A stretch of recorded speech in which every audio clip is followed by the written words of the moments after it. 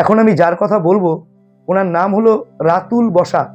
রাতুলের রূপকথা বলে ওনার একটা ইনস্টাগ্রাম অ্যাকাউন্টও আছে। উনি শারীরিকভাবে প্রতিবন্ধী একজন মানুষ, চোখে ঠিকভাবে দেখতে পান না, এবং সব থেকে বড় পরিচয় হলো উনি দারুণ একজন শিল্পী। উনি অসাধারণ তবলা বাজান, অসাধারণ ঢোল বাজান।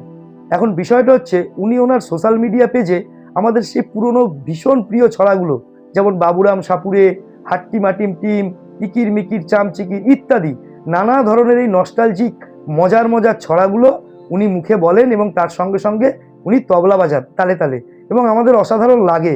আমরা দেখি ওনার প্রত্যেকের ভিডিওগুলো। কিন্তু মুশকিলটা হচ্ছে কিছু অসভ্য জানোয়ার বর্বর ছেলেপেলে ওই ফ্রি নেট ব্যবহার করছে, আনলিমিটেড ফ্রি নেট ব্যবহার করে ওই রাতুল বাবুর কমেন্টেও খারাপ কমেন্ট করতে ছাড়ছেন না। ওনার দৃষ্টিশক্তি নিয়ে খারাপভাবে কথা বলছেন, বিভিন্ন রকম টোন টিটকিরি করছেন। তো একজন সাধারণ মানুষ হিসেবে ব্যাপারটা প্রচণ্ড পরিমাণে দুঃখজনক, এবং আমি প্রত্যেকটা মানুষের কাছে হাত জোর করে অনুরোধ করব যে উনি একজন প্রতিবন্ধী, পরে উনি একজন শিল্পী। দেখুন উনি যে কাজটা করছেন আমি আপনি চেষ্টা করলেও সেটা করতে পারবো না। তো যে মানুষটার যে প্রতিভাটা আছে তাকে আমরা সম্মান না দিতে পারি, অ্যাটলিস্ট অসম্মান করি কীভাবে বলুন?